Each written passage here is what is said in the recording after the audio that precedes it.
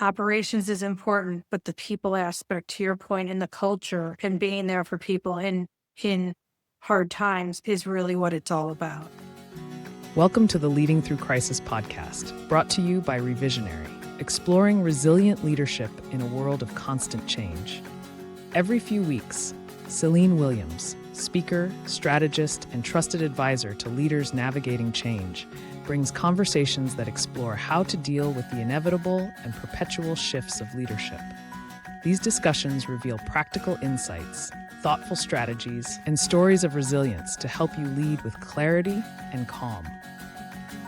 My guest today is Tracy Nolan, a Fortune 50 senior executive and board director with deep expertise in regulated industry, including healthcare and telecommunications. Welcome, Tracy. Thank you for having me here today. I'm very happy to get to talk to you today. Before we dive into anything, the question I always start with is the name of the podcast is Leading Through Crisis. When you hear that phrase, what comes up for you or what does that mean to you? When I hear that phrase, the first thing I think about is, okay, jump to action. Because in a crisis situation, a lot of people freeze, a lot of people run, but what you really need to do is jump in. Tell me a little bit about it, whether it's an example that you have of that or more about like what jumping in can look like, because I think that's not a take I've heard often. And I think it's really interesting because a lot of people do freeze and they don't jump into action and they question action and they hesitate. And there's all of the, we need to know everything before we do anything that comes up. So I'm curious from your perspective, what does that look like? Whether it's an example or just an explanation. You know, it's interesting through my lifetime in working, I never really thought that I would be considered a crisis expert or managing through crisis. Like that was not something that I thought I would want to be, but it really started for me back when I was working in retail and I was in upstate New York and I was working for a company that was called the McCurdy Company or the Beforming Company, and it got bought by May company came in and said, hey, we don't want any competition in upstate New York. We're going to buy you out and we're going to close all your stores down. And I happened to be fairly young executive, as a female exec, the first female executive of the company. And I was the last standing executive as I had to close down 27 stores. And I learned really quickly through that. I thought, okay, I'm charged with going and closing down all these stores and letting all the employees go, but I needed to sell all the fixtures and sell all the clothes and get ready to do it. And I started to get into action. And when I got into action with the actual just doing what was, told of me, I realized that I needed to jump in a little bit further. And what I mean by that is that most of the employees had grandparents or family members, and this was a coveted place to shop, that people had family members who had worked there forever, that had been in existence for 30 years. And I realized that I wasn't going to be able to make it through this by just doing the things the business wanted me to do. I needed to help the employees and really work with the employees on helping them through the transition, which is really jumping in. It's going a little bit further than just what the job says to do, but it's really about working with the people. And, this is back in the time before there was LinkedIn. And I went out and I found these employees. I found ways to have people come in and start interviewing the employees so they could start looking for other jobs. I listened to the employees and said, hey, I need your help as we're closing down these stores, but let's have a celebration for all the years of service you put into it, and brought a touch of culture in a situation that was a crisis for many. But you can go through a crisis multiple ways by just doing the things that the company tells you to do, or you can take it or jump into the next level, which is really how do you engage the people and care for them about it as you're going through what you needed to. And, that was my first really learning lesson about in a crisis situation as a leader, you don't have to just do or wait for somebody to tell you what to do, but how do you jump in and really care for people in a crisis situation? So I think that's how it started. And then throughout my career, I've had other, examples of that have played very well into managing through and leading through crisis. So I love that example. And it's one of the things that immediately comes up for me is the opportunity for companies to consider the people and the experience of the people in those moments of crisis was clearly untapped in that situation, right? Like you Totally went above untapped. and beyond to do that, to tap into it. But the focus, as it continues to be in many situations, not all, but many, is on getting the task done. Here's the steps, here's the outcomes. You do these 5 things or whatever the case may be, and that's what it is. And it isn't the people, the human element of it goes untapped and unconsidered to the depth that it should be. And it sounds like that was something that you kind of naturally, saw the opportunity in. And I don't mean that in a manipulative way, but in a this should be tapped into. This is where I can jump in. And I'm curious how that has changed to what you said. You've continued to deal with crisis situations, how that has influenced or changed your approach to whether it's your own team or an organization across the board as a senior executive. Well, I think, and I'll give you another example if I may on this one, Please. which was, well, there's two, but I'll go here. So I hesitate on this one because it's just a harder one, but 9/11, I actually was on a plane flying into Newark that morning at 8:46. I landed at 8:46 in the morning and I was working for Verizon. And when I landed, I was there. It was crazy. I was there as a, reward for performance of my region to play golf, which I'm not a golfer, by the way. So I was nervous as anything to go. But when I landed, what I realized was there was a major crisis. Like literally, the airport was like what you see in movies with, everything shutting down, people running all over. And I had planned to be there for a day, like fly in and fly out. I'm in my golf skirt. I am there to play golf. And I quickly got diverted and realized when I couldn't make a cell phone call to my husband or to my parents that we had a major crisis in play. And over the next 4 days, I spent time helping get phones, in my clothes that I was in for the same period of time. I didn't bring anything. I was part of a task force to get phones from multiple states. And back in those days, you had to program each individual one and get them out for first responders and for police and firemen and for volunteers so they could go looking for loved ones and missing people. And also at the same time, try to get Wall Street back up and going because Wall Street was underwater from a telecommunications perspective. So I think as we were tasking through what we had to do, we took a special approach to all of our employees across the country who had family members who lived in New York. And while we could have not looked at that piece and spent time on the task, we were trying to figure out how to help those employees who had family members get as much information about those family members or about what was going on, including, taking care of those who had immediate family members.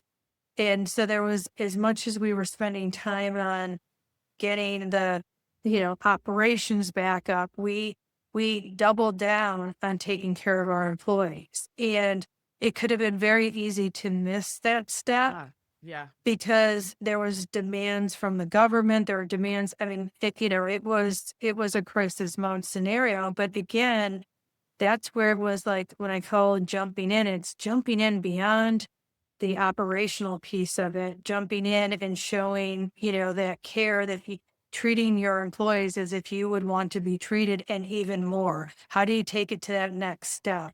Always thinking about that next step and not just about what you see. And so, I never expected 9/11. Like I never expect to be part of a crisis like that. And then I hit another one with COVID. So, it's you don't know when these things are going to come. And operations is important, but the people aspect, to your point, and the culture and being there for people in hard times is really what it's all about. Absolutely. And I can only imagine the weight of dealing with not only the operational, but the human element with 9/11, with people that were affected, with families that were affected, the weight of that, but then also COVID showing up. And it's another version, it's not the same, but it's another version of a crisis that in, I mean, there was not a part of the world that was not affected in some way, shape, or form. No, and at that for COVID, so I was with Sprint running all national sales and operations, so 14,000 people, and we were in the process of being merged with T-Mobile. And that was like a 3-year long scenario of just trying to keep people motivated to do what they're doing, knowing things are going to change and we're going to go through this, which you could call not a crisis, but certainly a heavy, transition, a transformational change in time. But what happened there was, I got a call in January and it was like, hey, there's this thing called some disease and they're seeing an outbreak in Seattle where T-Mobile is. And oh, by the way, it looks like the merger is going to go through in the next 2 or 3 months. We want you to fly up, but we can't have you fly up because COVID's there. Well, on April 1st of 2020 is when we merged. So I had 14,000 people. We had just shut down all our stores and operations across the country, but we were as an essential service, which meant I had 14,000 people that I needed to keep as many stores open as possible. I needed to keep the employees safe and put in operational procedures in it, but also the customers. And so we had to reinvent, oh, by the way, we're going through a merger and you're all going to have, new leadership. We're going to do things differently and all that all at the same time. And we had to get super creative, like, hey, only one customer in a store at a time. We started to self-serve out in the parking lots, right? And had to make appointments. But then for the employees, it was like, how do I keep them safe? And it was, and keep this operational thing. It would have been easier to say, hey, just have everybody go home. We'll just shut down for this period of time. But as an essential service, government wanted us to stay open. So I was like, okay, we're going to have to work people in pods of 5. So 5 people go into a store. They work 8 hours for 4 days in a row. Then I deep clean the store and overnight. So then the next pad comes in because if any of that 5 go down, I couldn't have them around 27 people who could possibly be infected. So you had to work this. And then you had employees who had, high risk people at home. How do you handle those? And then on top of that, you had people who had family members who were passing away. And just the whole navigation of that. Again, if I hadn't had that experience way back when about this people aspect and culture aspect of how you go through this. And as you said, many companies and many executives don't want to get into this people side, right? Like that is difficult. That is highly difficult. And, you know, takes a level of personalization that a lot of people don't bring to work. But it's important to do. And it's in my opinion, the only way that you can successfully manage a crisis. And you're never going to be perfect at it. But if you try, you can really make a difference and you can actually help people thrive through, transformation or a crisis. It's so interesting because I agree with you. A lot of executives don't want to deal with the people side of it. It's messy. It's unpredictable. People don't do what you want them to do just because you want them to do. You can't control people the same way you can control, operational things or certain elements of business. So they don't want to do it and they avoid it, or they have a checkbox of culture, communications, HR, whatever it is that they check, and they're like, well, we did it, so now everything is good. Kind of misses the point. And it is the it is one of the very few things that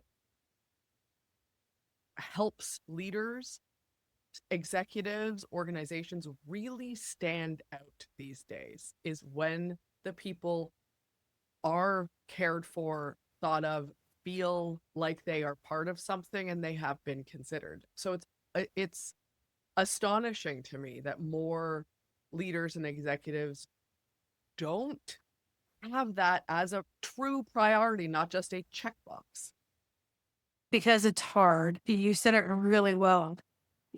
People are unpredictable. People, have feelings, and just, I do this thing where, somebody may look so polished on the outside, but you don't really know what's going on externally. And yes, you don't want to cross that bridge of getting too personal, but just asking an employee how they're doing and showing that empathy and that caring and listening and is something so important. But you see a lot of leaders who are super smart, but they have no skill set, or get super uncomfortable or don't want to have those hard conversations, whether it be through crisis or be through anything. And to me, the best thing you can do is to have those situations. They're not easy. They're not, it's not hard.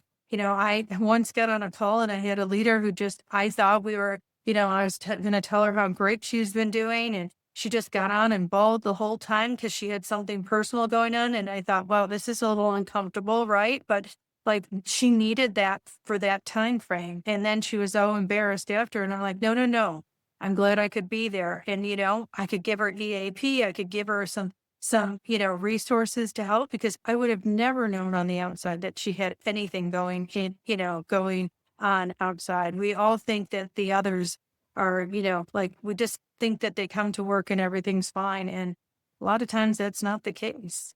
Absolutely. And it's how you end up with, people who are burnt out or who are quitting or who like they don't see an alternative. And it's just unfortunate that we don't make space for people and we don't make space for compassion as much as we could. And I think it's a testament to you as a leader that you were able to navigate, that specific, all of the situations, but that specific situation in the moment, because there are lots of people who, as soon as those emotions come out, they panic and shut down because it's like, I don't know how to be with discomfort or tension or whatever, as opposed to just tension and discomfort are part of dealing with people, full stop, in whatever capacity. Well, and especially when you're dealing in a crisis situation, and those, I had three pretty extreme situations, but I've also had smaller ones, right? And, okay, the numbers didn't come in like they were supposed to, or, you're over in expenses, and it may feel very crisis like in the moment, right? And it's when you're in that, you automatically just go to fixing the situation and forget about fixing and listening to the people, right? And especially when you're geared up, it's like you're ready to run the race and you're going to do it, but like jumping in beyond that to really look at how the people are handling. The people can, your employees are going to tell you things that are going to be highly, highly important to be able to get through that situation that maybe you're not even thinking about. And when they know you've got their back and that you're working with them, or at least you're listening to them, right? If you can't, deliver exactly what they want, just knowing that you're listening, they're going to work twice as hard to help you through that crisis. And this is where my question comes in.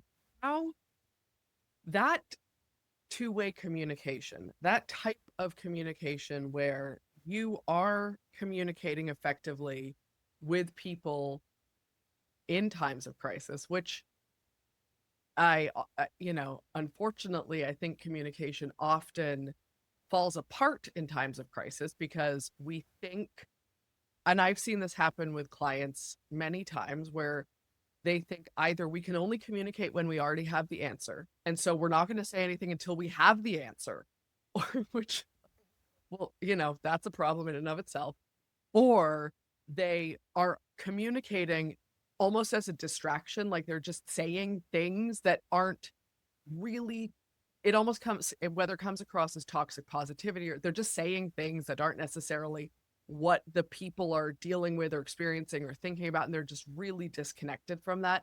And there's other examples, but those are the two that I see often. So I say this because I have seen many examples of how communication breaks down and becomes significantly worse in times of crisis. And it sounds like you have been able to navigate that differently, not only from what you're putting out, but also what you're hearing. And that two-way communication is a game changer, really. And in the best of times, let alone the worst of times. So how have you navigated that? And are there, whether it's lessons that you're like, here's some really key things that we've done, or here's some things to keep in, or just how? Because I wish, Tracy, I would love more leaders and organizations to really be doing that. Well, for me, I'm a type D personality, so I'm go, go, go, go, go, which makes me not a great a listener, right? Like I love to communicate, but I don't always listen. But I've learned that early in my career that the part of communication people forget, and that's the most important, is listening. So for me, I had another example. We were going through a merger and it was highly disruptive to the group that I was working with again. And it at that point was like things were changing around us. So I said, okay, I'm just going to get on the phone. I'm going to have an open bridge. And that open bridge, most people do town halls, but they fill it with a bunch of stuff, right? And now we're in crisis. We're going through change. And I said, okay, team, what we're going to do is we're going to get on. I'm going to give 10 minutes of update, and then we're going to sit for the next 15 minutes and do nothing and just take questions. And everybody's like, oh, we can't do that. We don't have the answers, to your point. We don't have the answers. I'm like, it's okay. Like, we will say we don't have the answer, but thank you. We'll get back to you. And they're like, oh, that would show we're weak. I go, no, no, no. It's going to show we're listening. So the first time we did it, we got on and I did the, intro. And then I said, okay, I'm open for questions. The first questions were coming were all canned questions because I knew they sounded canned. So I stopped the meeting. I said, okay, put away all those canned questions your leaders told you to say, that what's really on your mind. And literally we sat there I think we had like 5 questions in 40 minutes, like not many at all. Yeah. And we sat in silence. So I kept doing this every week. And you know what? It was interesting because at the end, as we got going, questions started to come up. Are we going to fire more people? Are you going to fire more people? Are we going to lose our jobs? Is this department going away? We started getting really good questions. And I said, I told the team, told everyone, like, if I can answer it, I will. If legal's telling me I can't, I'm going to tell you I can't because right now I'm bound by legal, or I'm going to look into it if I don't have the answer. And it got to the point where those hours were filled up with questions. And no one judged us, the leadership team, on not having the right answer. They looked at us as like we cared and we were willing to take questions. So one of the things I'd say is, Doug, to your point, don't wait till you have the answer. Communication is a two-way street. And really it's more about listening than it is about communicating and doing it. And to this day, every time I've taken on a new role or something's come up, the first thing I do is I hold these types of sessions so I can start to get to know what's going on. I do roundtables in a smaller setting where I invite, like I do it every other week. I have a roundtable with a group of employees somewhere in my organization that is random, that we just get on the phone and I said, okay, if you become CEO of the day, what would you change? And I tell them, like, nothing is, whatever you say here is just really for me to learn. And I actually have an email box that's Chat with Tracy that anybody can send me a question any time of the day or any thought. Now, if it's HR, I'm going to give it to HR. But other than that, I'm going to answer them within 48 hours. And I am, with 4,000 employees today, I am on that box and I learned some of the best things. So it's for me, communication really as a leader should be a lot more about listening and hearing out and understanding. And I did have leaders who said, "Hey, Trace, we know what we need to do." And I'm like, I would ask you to go, when was the last time you actually sat with one of your employees in the call center or that you went out with one of your employees? Or when was the last time you had a roundtable? Because that's the connection. And that is what that not only through crisis, but that is what makes a really difference in an organization. And you will run a better run organization because you understand what is actually happening. Well, and I think that cannot be emphasized enough. And there are many leaders and organizations who think they are doing that and end up getting only those canned questions and end up only hearing what they want to hear. And I think what you're talking about is creating something ongoing where it's not about you looking to confirm your own opinion, you looking to confirm the bias or idea you already have. I want to hear all the perspectives because there are things that I am not going to be aware of otherwise. And when the leaders aren't aware of it, I hear this all the time in the work I do with organizations. It is our leadership doesn't understand what's the day to day. They're disconnected from what's going on. They're not, and they don't want to hear it. And what you're talking about is disrupting that in an ongoing way so that trust is built. It's the only way I have, people that I have found that you can really make substantial leaps in your business is to get there. And I have learned no matter what job I've taken, what role I've had, people always say, well, how do you take on these roles and how do you build your strategic plan? It starts with this. This is how it starts. And it's not like I can write a thesis and a great strategic plan, but if I don't have the communication and the backing of the employees, the building, I'm really truly trustful both ways, as I say, they need to trust me and I need to trust them, but it's a two-way street. Like that open communication that's the start. They're not going to love everything I do. And there are a lot of employees who would say Tracy was really tough on us, but they will say that she didn't listen and she cared. Right. Yep. And that's really what it's all about. Yeah, absolutely. It's not, nobody is going to ever love everything about you, whether it's the decisions you make, whether it's who you are, whether it's how you no, that is not real. But if you can establish respect and trust where they know that whatever decision you've made, you haven't just made it in a disconnected way, that goes a long way with people. Yep. And it's many times leaders today don't take enough time and energy in this piece of the business, which is so critically important. Before we wrap up, I want to ask a question about this specifically, and you may not have an answer, and I'm putting you on the spot, and I fully recognize that. And I'm going to do it anyways. If you could, because I can, if you could give executives one piece of advice around how to establish that trust, especially if they're in a position, which a lot of them are, where it's not a new role. They haven't done it, they're disconnected. One piece of advice to start doing this, what would that be? What would you suggest? I would start with thinking through and doing what I call kind of a trust exercise. Think about the team that you have and not just your direct team, but you start with your direct, but then the rest of your organization. And think to yourself, do you trust everyone in your organization?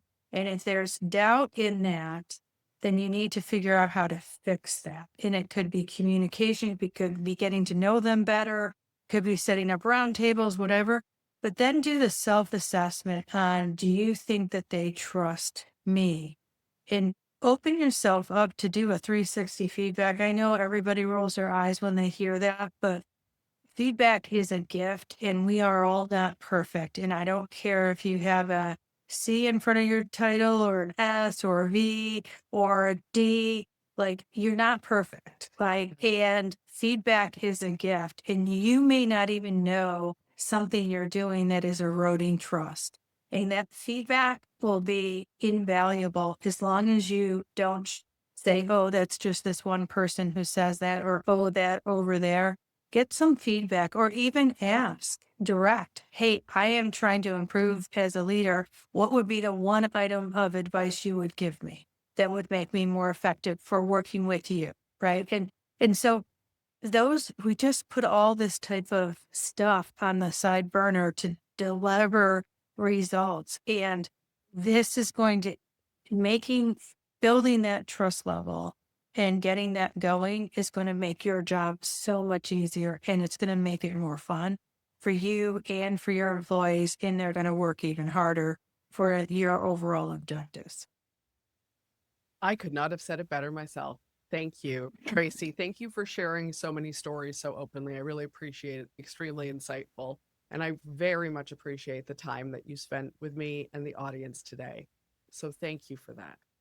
Well, thank you. This was great. And thank you for having this podcast and inviting me to join you. Absolutely. For anyone who is listening or watching, all these links are in the show notes, but you can check out Tracy. Her website is Tracy Nolan, TracyNolan.com.